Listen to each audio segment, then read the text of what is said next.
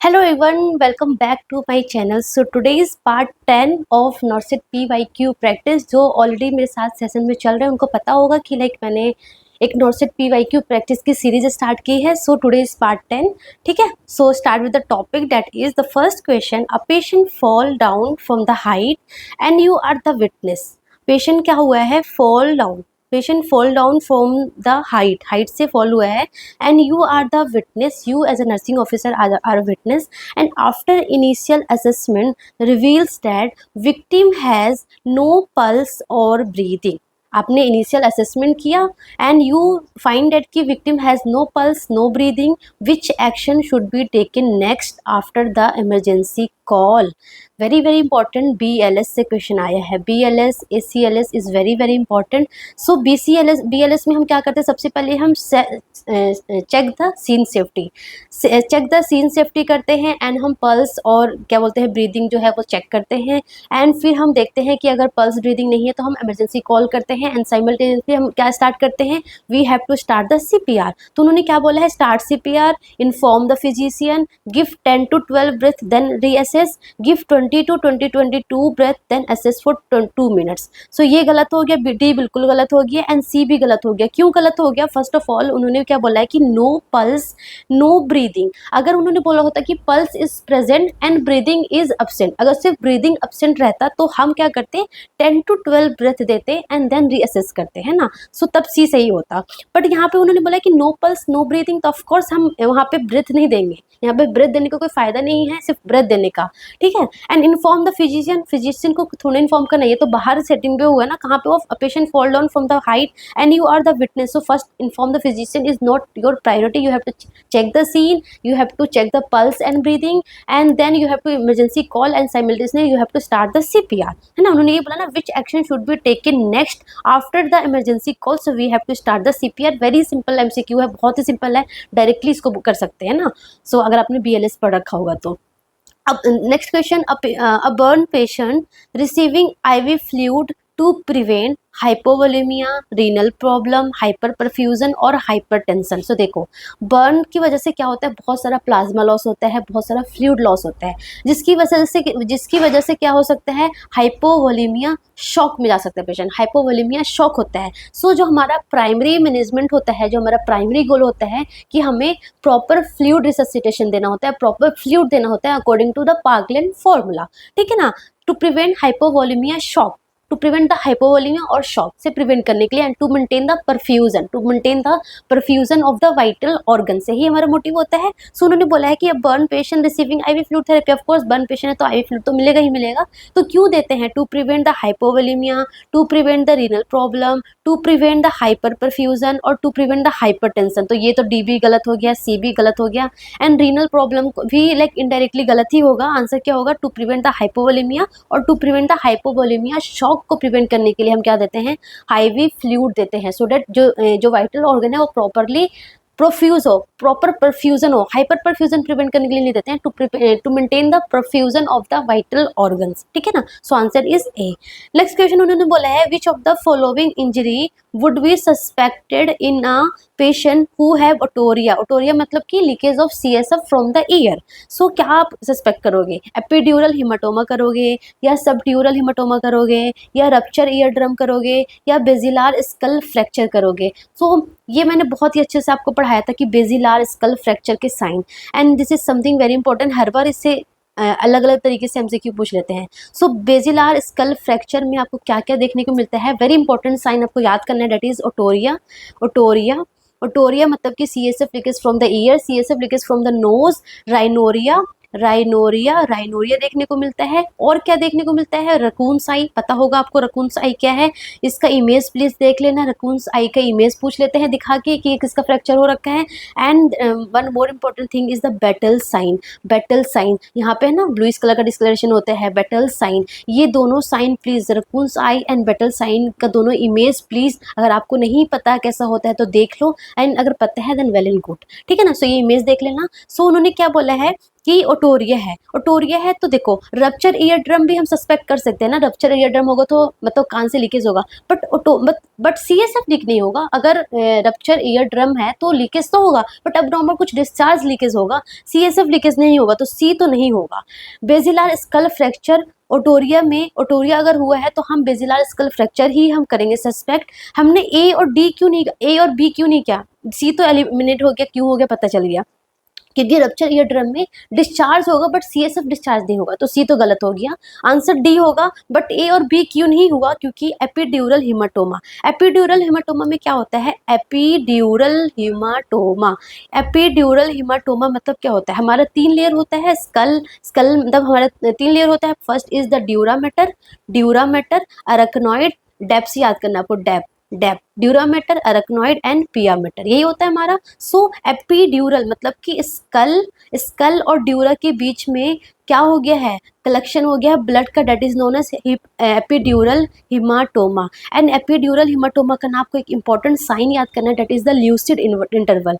Very important characteristic sign of epidural haematoma is lucid interval. Lucid interval में क्या होता है ना कि सडनली क्या होगा, जो कॉन्शियसनेस है वो लॉस हो जाएगा, फिर रीगेन होगा, लॉस हो गया, लॉस हुआ, फिर रीगेन होगा, फिर से कॉन्शियसनेस वापस आ जाएगा, एंड देन फिर क्या होगा, पेशेंट जो है वो डिटेरियोरेट हो जाएगा, फिर से क्या हो जाएगा, लॉस हो जाएगा। So that is the lucid interval. And epidural haematoma में अगर पूछे कि कौन सी आर्टरी या वेन से होती है, तो मोस्ट कॉमन किसकी वजह से होती है, मोस्ट कॉमन हमारा आर्टरी इन्वॉल्व होता है, that is the middle meningeal artery. Middle meningeal artery के रप्चर होने की वजह से जो फ्लूइड है, सॉरी जो ब्लड है वो कलेक्ट होता है between the skull and the epidural space, that is known as the epidural haematoma. And इसमें हमारा ल्यूसिड इंटरवल देखने को मिलता है, ठीक है ना। ल्यूसिड इंटरवल के साथ साथ लाइक आपको हेडेक देखने को मिलेगा, हेडेक हो गया, विजन में लॉस, वॉमिटिंग होगा, है ना, ठीक है। सो ये सब कुछ देखने को मिलता है। एंड लास्ट में कोमा भी हो सकता है। इप्सिलेटरल, इसमें ना एक इप्सिलेटरल प्यूपिल डायलेशन भी देखने को मिल सकता है, इप्सिलेटरल प्यूपिल डायलेशन भी देखने को मिलता है, क्योंकि अगर क्रेनियल नर्व थर्ड अगर कंप्रेस होने लग जाएगा तो इप्सिलेटरल प्यूपिल डायलेशन भी देखने को मिल सकता है, एक साइड पैरालाइज भी देखने को मिल सकता है। तो ये सारा हमारा एपिड्यूरल हिमाटोमा में होता है, ओटोरियल नहीं होता है, ठीक है ना। And next one is the subdural haematoma. So subdural haematoma मतलब कि देखो हमारा क्या था, dura mater, arachnoid and pia mater. So subdural, subdural मतलब ड्यूरा के नीचे और अरेक्नॉइड के ऊपर, मतलब कि ड्यूरा और अरेक्नॉइड के बीच में अगर ब्लड का कलेक्शन होगा उसको हम बोलेंगे subdural haematoma. So subdural haematoma basically Venus की वजह से होता है, वीनस ब्लड अगर वीनस अगर रप्चर होता है तो उसकी वजह से होता है, वीनस कलेक्शन की वजह से। एंड ये ना स्लोली प्रोग्रेस होता है, जो एपिड्यूरल है ना वो रैपिडली होगा, बट जो सबड्यूरल है ना वो स्लोली होता है, ठीक है ना। सो इसमें भी लाइक वही है कि धीरे धीरे कॉन्शियसनेस लॉस होगा एंड लाइक क्या हो जाता है, कोमा में जा सकता है, बट ये स्लोली होता है। बट इसमें भी ओटोरिया नहीं होता है ना, otorrhoea, rhinorrhoea, raccoon sign, battle sign is the sign of basilar skull fracture, very simple, ठीक है ना। What is the range of blood pressure, next question, what is the range of blood pressure during pregnancy with pre eclampsia patient. So आपको पता है ना pre eclampsia का diagnostic में क्या क्या होता है, इफ बीपी की बात करें, so if BP is more then और इक्वल टू 140/90 होगा on two occasions, at least 4 hours के अपार्ट पे आप बीपी चेक करोगे ना, 4 आवर्स के अपार्ट पे 2 ओकेजन्स पे आप बीपी चेक करोगे, अगर मोर देन 140/90 होगा, प्लस इसके साथ अगर प्रोटीनूरिया हो रहा हो है ना, प्रोटीनूरिया हो रहा हो, या फिर कोई भी एविडेंस ऑफ ऑर्गन डिसफंक्शन हो रहा है, मतलब ऑर्गन कोई भी जो हमारा ऑर्गन है वो डिसफंक्शन हो रहा हो, उसका एविडेंस हो, जैसे कि हमारा LFT अब नॉर्मल आ गया तो लीवर फंक्शन है ना, लीवर अब नॉर्मल हो रहा है, या फिर हमारा किडनी हो गया है ना, किडनी हो गया, लीवर हो गया है ना, मतलब किडनी लीवर फंक्शन में लाइक ALT ST वगैरह इंक्रीज होने लग जाएगा, LFT इंक्रीज होने लग जाएगा, है ना। सो रीनल हो गया, किडनी हो गया, है ना, सेरिब्रल हो गया, विजुअल डिस्टर्बेंस हो गया। सो ये सारा इसको बोलते हैं डायग्नोस्टिक क्राइटेरिया होता है हमारा प्रीक्लेम्सिया का। बीपी कितना होना चाहिए, मोर देन 140/90, मोर देन और इक्वल टू मोर देन 140/90। अगर सीवियर प्रीक्लेम्सिया बोलते हैं ना, तो अगर बीपी मोर देन और इक्वल टू 160/110 होता है तो उसको हम सीवियर प्रीक्लेम्सिया बोलते हैं, ठीक है ना। तो इन्होंने बोला है कि what is the range of blood pressure during pregnancy with preeclampsia patient. So more than 140/90 of more than 130/90, 160/84 और 120/80। सो आंसर क्या होगा, ए।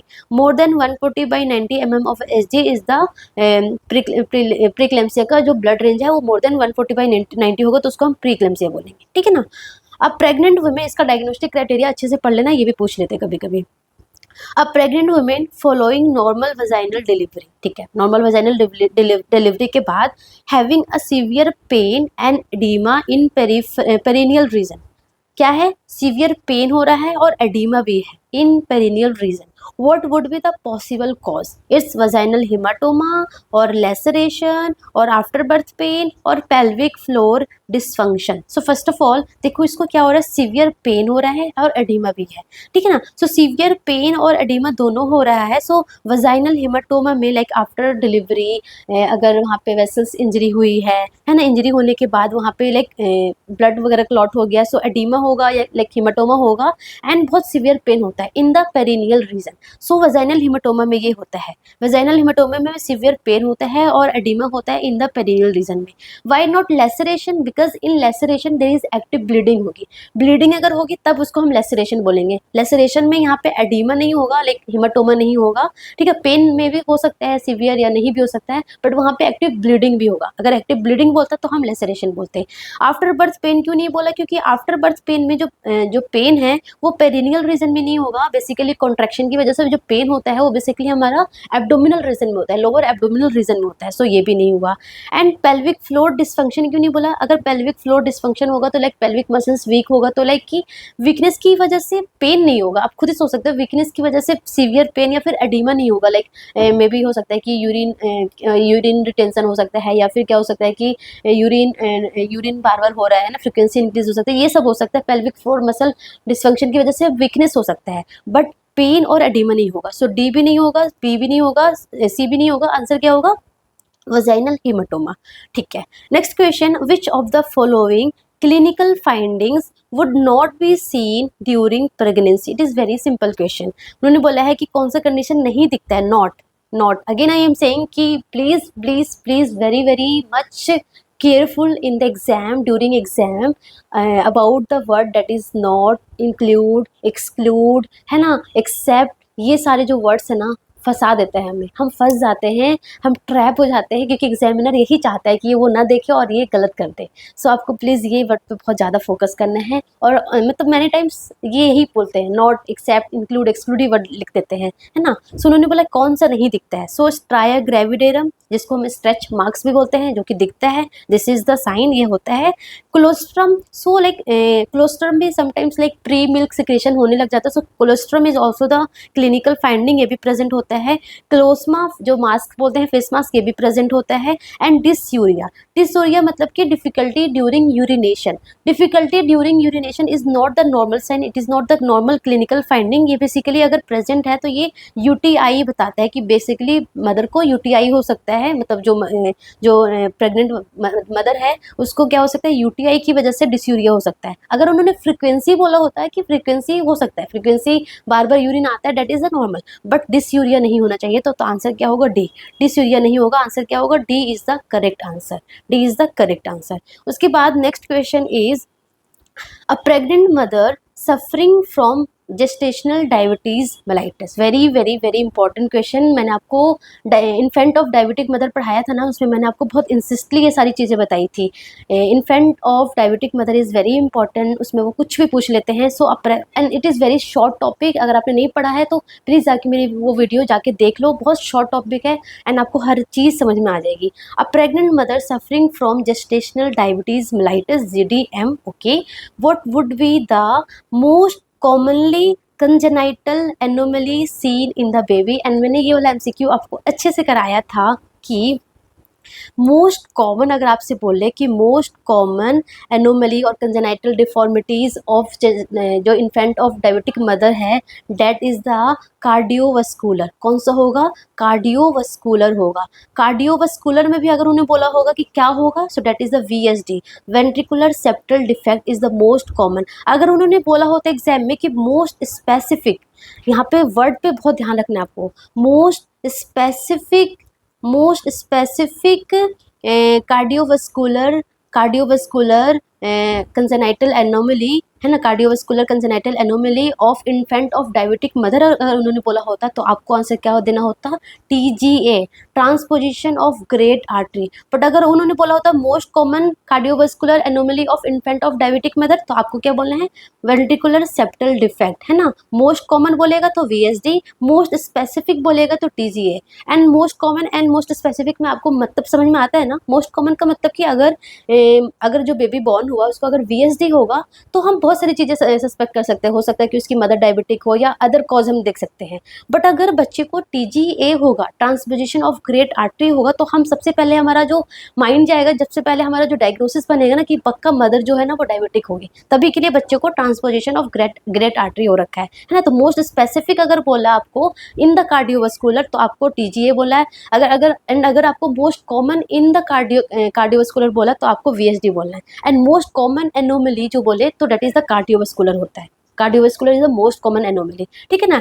एंड उसके बाद हमारा होता है न्यूरोलॉजिकल। अगर आपको बोले मोस्ट कॉमन न्यूरोलॉजिकल एनोमली तो उसमें क्या होता है, न्यूरल ट्यूब डिफेक्ट। अगर neural tube defect is the most common, but अगर अगेन बोले मोस्ट स्पेसिफिक एनोमली मतलब न्यूरोलॉजिकल एनोमली तो आपको आंसर देना है कॉर्डल एजेनेसिस। कॉर्डल एजेनेसिस जिसमें मैंने आपको पढ़ाया भी था, ये caudal agenesis is the most common. Caudal agenesis या फिर इसको ये भी बोलते हैं सेक्रल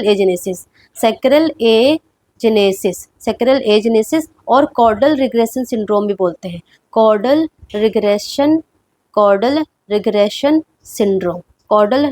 सिंड्रोम, ठीक है ना। सो ये चीज़ें आपको समझ में आ गया ना। मोस्ट कॉमन एनोमली बोले तो cardiovascular, in the cardiovascular most common बोलते तो VSD, बट अगर मोस्ट स्पेसिफिक बोले तो TGA। इन द न्यूरोलॉजिकल अगर मोस्ट कॉमन बोले तो न्यूरल ट्यूब डिफेक्ट, एंड अगर मोस्ट स्पेसिफिक बोले तो caudal regression syndrome. I hope आपको क्लियर हो गया है। एंड अगेन हम क्वेश्चन पे आते हैं। उन्होंने क्या बोला है, अ pregnant mother suffering from ZDM, what would be the most commonly congenital anomaly seen in the baby? So it is cardiovascular anomalies, renal anomalies, rectal atresia और neural tube defect। मैंने क्या बोला आपको, cardiovascular anomalies is the most common। And उसमें भी अगर बोलता है कि cardiovascular anomalies में भी most common क्या है, that is VSD and most specific is TGA।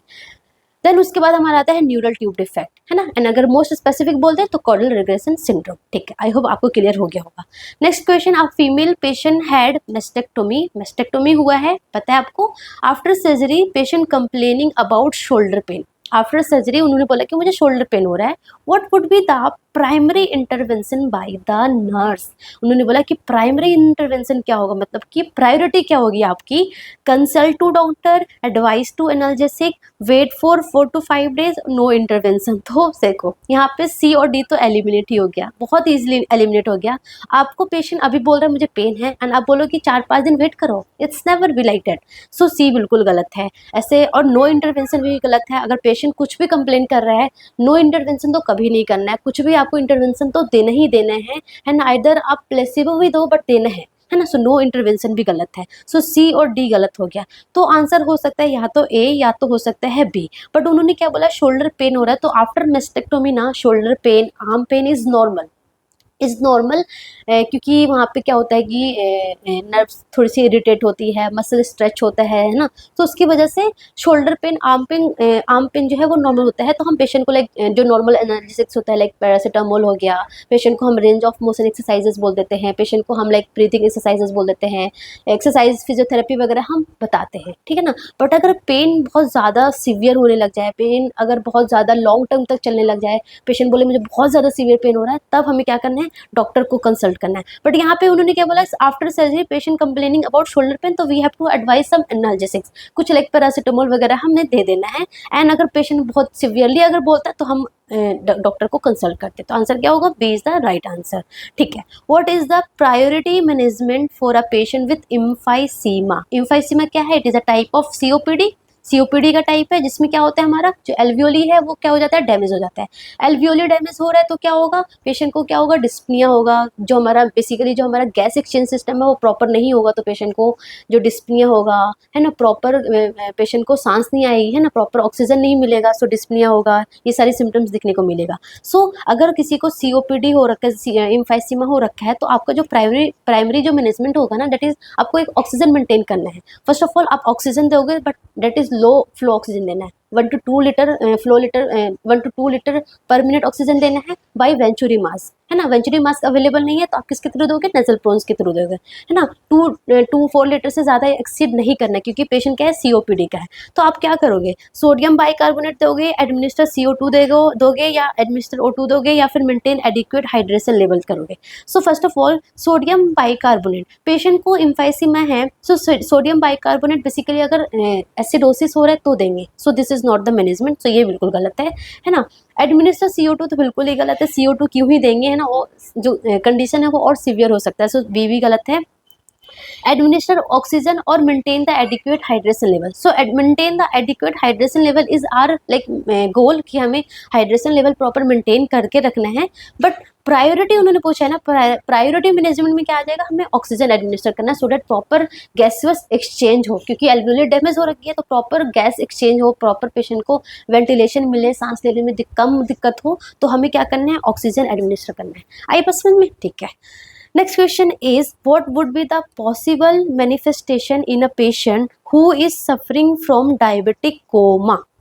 Diabetic coma जो है ना, डायबिटिक कोमा में आपको या तो hyperglycaemia, it is a like very severe condition जिसमें पेशेंट जो है वो कोमा स्टेज में चला जाता है, आइदर हाइपरग्लाइसीमिया की वजह से, हाइपरग्लाइसीमिया भी हो सकता है या फिर हाइपोग्लाइसीमिया, दोनों की वजह से डायबिटिक कोमा होता है, ठीक है ना। सो अगर हाइपरग्लाइसीमिया बेसिकली लाइक अगर डायबिटिक कीटो एसिडोसिस होता है, डायबिटिक कीटो एसिडोसिस सुना होगा आपने, है ना, हाइपरोस्मोलर हाइपरग्लाइसीमिया स्टेट होती है तो उसमें लाइक हाइपरग्लाइसीमिया में भी डायबिटिक कोमा में जा सकते हैं। सो उन्होंने बोला क्या क्या पॉसिबल मैनिफेस्टेशन हो सकता है, मॉइस्ट स्किन एंड स्वेटिंग, तो ये हमारा बेसिकली हाइपोग्लाइसीमिया में प्रेजेंट होता है ना, हाइपोग्लाइसीमिया में moist skin and sweating present होती है। हाइपरग्लाइसीमिया है या फिर एक्सेसिव थर्स्ट है या फिर डिक्रीज यूरिनेशन, तो अगर डायबिटिक कीटो एसिडोसिस है मतलब हाइपरग्लाइसीमिया कंडीशन में लाइक पॉलीयूरिया होगा, पॉलीडिप्सिया होगा, है ना, पॉलीफेजिया होगा, डिहाइड्रेशन होगा, ये सारा सिम्टम्स देखने को मिलता है। तो उन्होंने बोला कि what would be the possible manifestation in a patient who is suffering from diabetic coma. So diabetic coma या तो हाइपोग्लाइसीमिया की वजह से होगा या फिर हाइपरग्लाइसीमिया की वजह से होगा। तो यहाँ पे उन्होंने हाइपोग्लाइसीमिया तो नहीं दिया है, तो आंसर क्या होगा, हाइपरग्लाइसीमिया की वजह से उसको डायबिटिक कोमा हुआ है ना। मॉइस्ट स्किन एंड स्वेटिंग जो है वो हाइपोग्लाइसीमिया में प्रेजेंट होता है, हाइपोग्लाइसीमिया कंडीशन में moist skin and sweating present होता है, तो ये नहीं होगा, है ना, या तो हाइपरग्लाइसीमिया आंसर होगा या हाइपोग्लाइसीमिया आंसर होगा। एक्सेसिव थर्स्ट जो है वो भी हमारा हाइपरग्लाइसीमिया कंडीशन में प्रेजेंट होता है, ये हमारा हाइपरग्लाइसीमिया कंडीशन में प्रेजेंट होता है। मॉइस्ट स्किन एंड स्वेटिंग जो है वो हाइपोग्लाइसीमिया कंडीशन में प्रेजेंट होता है। एंड डिक्रीज यूरिनेशन तो नहीं होता है, इनफैक्ट पॉलीयूरिया होता है, सो ये तो बिल्कुल ही गलत हो गया। तो आंसर क्या होगा, हाइपरग्लाइसीमिया। हाइपरग्लाइसीमिया में डायबिटिक कोमा, जो डायबिटिक कोमा में बेसिकली हाइपरग्लाइसीमिया हो सकता है या फिर हाइपोग्लाइसीमिया हो सकता है, ठीक है ना। So answer is B.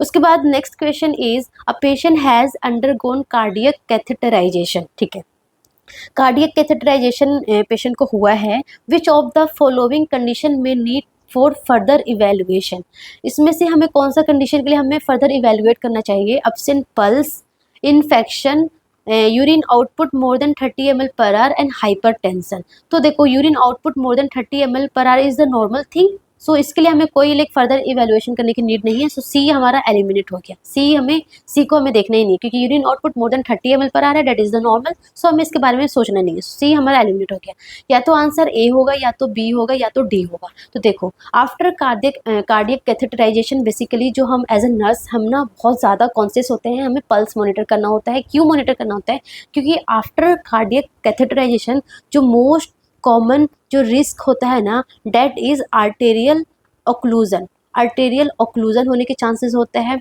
Arterial occlusion होने के चांसेस होते हैं जिसकी वजह से लाइक अगर हीमाटोमा भी हो सकता है वहाँ पे, हीमाटोमा एंड ब्लीडिंग, ये तीनों चीज़ के लिए एट द पंक्चर साइट, जहाँ पे पंक्चर हुआ है ना फॉर कार्डियक कैथेटराइजेशन, वहाँ पे हमें ये सारे like arterial occlusion, haematoma and bleeding के लिए हमें मॉनिटर करते हैं, है ना, मॉनिटर करते हैं ताकि आर्टेरियल में लाइक थ्रोम्बोसिस वगैरह हो तो हम देख सकें। सो उसके लिए हम बेसिकली हम क्या मॉनिटर करते हैं, पल्स देखते हैं।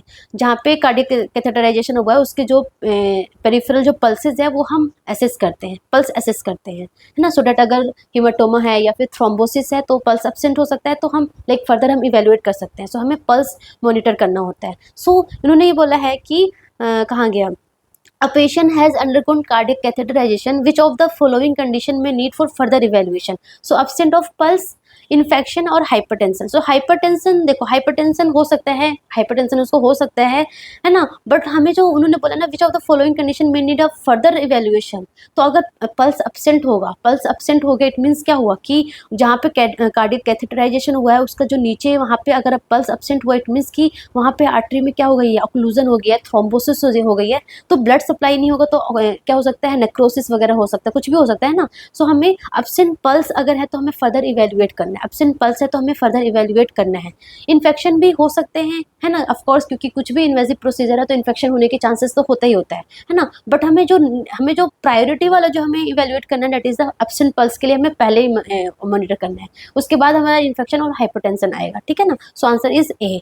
उसके बाद next question is which instruction given by the nurse to a women in first stage of labour. So आपको पता है फर्स्ट स्टेज होता है, सेकंड स्टेज होता है, थर्ड स्टेज होता है। फर्स्ट स्टेज में क्या होता है, सर्वाइकल डायलेशन फेस होता है।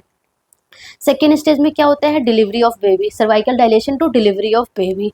एंड थर्ड में क्या होता है, प्लेसेंटा का डिलीवर होता है, ठीक है ना। सो सर्वाइकल डायलेशन उन्होंने क्या बोला है कि फर्स्ट स्टेज में है, मतलब कि डायलेशन, सर्वाइकल का डायलेशन अभी हो रहा है ना, स्टेज ऑफ लेबर। आप क्या बोलोगे, what instruction given by the nurse to a women, do not push during contraction. First of all हमें जब तक सर्वाइकल जो है पूरी तरीके से डायलेट ना हो जाए आपको पेशेंट को नहीं बोलना है मदर को नहीं बोलना है कि आप पुश करो, जब तक डायलेट ना हो पुश नहीं करना है। जब डायलेट पूरी तरीके से हो जाए तो सेकंड स्टेज में हमें मदर को बोलना होता है कि जब आपको कॉन्ट्रैक्शन आए आपको पुश करना है, तो हमें सेकंड स्टेज में हमें क्या बोलना है, पुश करना है ड्यूरिंग कॉन्ट्रैक्शन। तो ये तो बिल्कुल गलत हो गया, do not push during contraction, तो ये तो गलत हो गया। डू नॉट पुश कॉन्ट्रैक्शन के टाइम हमें पुश तो करना है बट फर्स्ट स्टेज में नहीं, सेकंड स्टेज में। फर्स्ट स्टेज में कॉन्ट्रैक्शन हो या ना हो हमें पुश करना ही नहीं है ना, पुश करना ही नहीं है। सो ये गलत हो गया, do not push during contraction, है ना। सो कॉन्ट्रैक्शन हो या ना, कॉन्ट्रैक्शन मतलब ड्यूरिंग कॉन्ट्रैक्शन और आफ्टर कॉन्ट्रैक्शन मतलब आपको पुश करना ही नहीं है। सो फर्स्ट स्टेज में पुश करने का चीज़ ही नहीं होना चाहिए जब तक सर्वाइकल डायलेट हो रहा है, तो ये गलत हो गया। To lie flat on the bed, ये भी नहीं करना, क्यों, क्योंकि इसकी वजह से सुपाइन हाइपोटेंसिव सिंड्रोम हो सकता है अगर विना कवा कंप्रेस होगा तो हम लेफ्ट लेटरल या फिर थोड़ा सा क्या बोलते हैं फॉलोअर पोजीशन वगैरह देते हैं। सो बी भी गलत हो गया। Do not push during each contraction, ये भी वैसे ही है तो ये भी गलत हो गया। Do not push during each contraction, है ना, सो ये भी गलत हो गया। Push after full cervical dilation, very important, जब फर्स्ट स्टेज में सर्वाइकल डायलेशन फेस होता है तो उस टाइम हमें मदर को बोलना है कि आपको पुश नहीं करना है, जब आपको कॉन्ट्रैक्शन आए आपको पुश नहीं करना है, आपको क्या करना है, you have to breath, you have to relax, you have to conserve the energy for the second stage of labour, so that, क्योंकि उस टाइम आपको पुश करना होगा, आपको पूरा जोर लगाना होगा, तो आपको एनर्जी सेव करना है, आपको ब्रेथ करना है, प्रॉपर ब्रेथ लेना है, आपको रिलैक्स रहना है, आपको एनर्जी जो है वो सेव करना है, एंड आपको पुश नहीं करना है जब तक आपका सर्वाइकल पूरी तरीके से पूरा अप टू 10 सेंटीमीटर अब तक जब तक क्या बोलते हैं डायलेट ना हो जाए तब तक आपको पुश नहीं करना है। तो ए बी सी तो ऐसे ही गलत हो गया। आंसर क्या होगा, push after full cervical dilation, ये हमें मदर को इंस्ट्रक्ट करना है, क्योंकि मदर क्या करती है ना, फर्स्ट स्टेज में ही जैसे ही उसको कॉन्ट्रैक्शन आता है वो पुश करना स्टार्ट करती है, ये बहुत कॉमन होता है। एंड फर्स्ट स्टेज में वो पुश करती रहती है और एट द एंड क्या होता है कि वो एकदम थक जाती है, वो एग्जॉस्ट हो जाती है, थक जाती है, तो सेकेंड स्टेज में जब उसको बेसिकली उसको पुश करना चाहिए तब वो पुश नहीं कर पाती क्योंकि एनर्जी सारी खत्म हो जाती है एंड वो पूरी एग्जॉस्ट हो जाती है। तो हमें मदर को बोलना है you have to relax, you have to breath and you have to conserve the energy for second stage of labour, ताकि उस टाइम आप अच्छे से पुश करो, ठीक है ना। सो ये आपको एजुकेट करना है, do not push until full cervical dilation, ठीक है। सो आंसर क्या होगा, D. Okay, next question, what are the symptoms of faecal impaction except बोला है, फीकल इम्पैक्शन से क्या क्या सिम्टम्स हो सकता है, एब्डोमिनल पेन हो सकता है, ऑफ कोर्स फीकल इम्पैक्शन होगा, एब्डोमिनल पेन होगा, ब्लोटिंग लाइक एब्डोमिन भी होगा, लाइक गैस और फीकल अंदर रहेगा तो ऑफ कोर्स ब्लोटिंग जैसा भी पेन होगा, एंड रेक्टल ब्लीडिंग भी होगा बहुत फोर्सफुली, अगर हम एलिमिनेट करना चाहेंगे तो थोड़ा बहुत लाइक रेक्टल जो मसल्स है वहाँ पे रप्चर होने की वजह से थोड़ा ब्लीडिंग भी हो सकता है ना। एंड डायरिया नहीं हो सकता है ना, रेक्टल फीकल इन्फेक्शन में डायरिया नहीं हो सकता है, बट यस कि हाँ लाइक अगर ओवरफ्लो बोल सकते हो, ओवरफ्लो डायरिया मतलब कि बहुत ज़्यादा फीकल इन्फेक्शन था, आपने मेडिसिन वगैरह दिया है एंड बहुत सारा लाइक एकदम से वो फीकल बाहर आया तो एकदम से ओवरफ्लो डायरिया हो सकता है, बट वैसा वाला डायरिया नहीं हो सकता जो जैसे कि like Altered in consistency and frequency वाला जो होता है वो नहीं हो सकता। सो आंसर क्या होगा, डी होगा, very simple. A patient comes to the emergency department with circumferential burn. On duty, nurse should assess for complication of. Circumferential burn क्या होता है, बर्न जो कि एक पूरा सर्कमफेरेंस में पूरा का पूरा इन्वॉल्व करते हैं ना, जैसे कि हमारा आर्म हो गया, लेग हो गया, नेक हो गया, थोरेक्स हो गया, है ना, सो ये होता है। सो बोला है कि सर्कमफेरेंशियल बर्न हुआ है, so on duty nurse should assess for complication of airway obstruction. Yes, airway obstruction हो सकता है अगर उसका नेक, ये टोर्सो रीजन अगर यहाँ पे पूरा पूरा का पूरा बर्न हुआ है तो ऑफ कोर्स यहाँ पे एयरवे ऑब्स्ट्रक्शन हो सकता है। पुअर रेस्पिरेटरी एफर्ट भी हो सकता है क्योंकि लाइक पूरा लाइक एयरवे ऑब्स्ट्रक्ट होगा, प्रॉपर जो हमारा लंग्स है पूरा एक्सपेंड नहीं हो पाएगा, तो पुअर रेस्पिरेटरी एफर्ट भी हो सकता है, तो ए भी हो सकता है, बी भी हो सकता है। अब्सेंट पेरिफेरल पल्स भी हो सकता है। क्यों हो सकता है, क्योंकि सर्कमफेरेंशियल बर्न हुआ है, लेट्स सपोज लेग में बर्न हुआ है, लेग में बर्न हुआ है तो वहाँ पे क्या होगा, वहाँ पे स्कार फॉर्मेशन होगा, स्कार फॉर्मेशन होगा एंड धीरे धीरे क्या होता है, कंपार्टमेंट सिंड्रोम सुना है ना आपको, कॉम्प्लिकेशन होता है कंपार्टमेंट सिंड्रोम, मतलब प्रेशर बढ़ता रहता है, बढ़ता रहता है, तो उसकी वजह से क्या होगा, जो पेरिफेरल पल्सेस है वो क्या हो जाएगा, अब्सेंट हो जाएगा, वहाँ पे प्रॉपर ब्लड सप्लाई नहीं होगा, तो लाइक गैंग्रीन भी हो सकता है वहाँ पे उस एरिया में पूरा, है ना। सो पेरिफेरल पल्सेस भी अब्सेंट हो सकता है। सो उन्होंने बोला है कि a patient comes to the emergency department with circumferential burn, on duty nurse should assess for complication of all of the above. Airway obstruction भी हो सकता है, पुअर रेस्पिरेटरी एफर्ट भी हो सकता है, अब्सेंट पेरिफेरल पल्स भी हो सकता है। So all of the above के लिए हमें मॉनिटर करना है पेशेंट को। The magnitude of an earthquake is measured by an instrument which is known as seismograph. Seismograph is the instrument जिसके थ्रू हम क्या मॉनिटर करते हैं, अर्थक्वेक का मैग्नीट्यूड मॉनिटर करते हैं। रिक्टर्स स्केल क्या है, इट इज़ द स्केल, है ना, it is not the instrument, it is the scale जिसके थ्रू हम बताते हैं कि इतना रिक्टर स्केल का लाइक अर्थक्वेक आया था, तो ये हमारा इंस्ट्रूमेंट नहीं है, उन्होंने इंस्ट्रूमेंट पूछा है। एंड बैरोमीटर आपको पता है, इसके थ्रू हम एटमोस्फेरिक प्रेशर मेजर करते हैं, सो ये तो गलत ही हो गया, एंड मैग्नीट्यूड स्केल तो गलत ही है। सो आंसर क्या होगा, seismograph is the correct answer. So that's all about today. Hope so आपको हर चीज़ें समझ में आई है। So that's all about, thank you so much.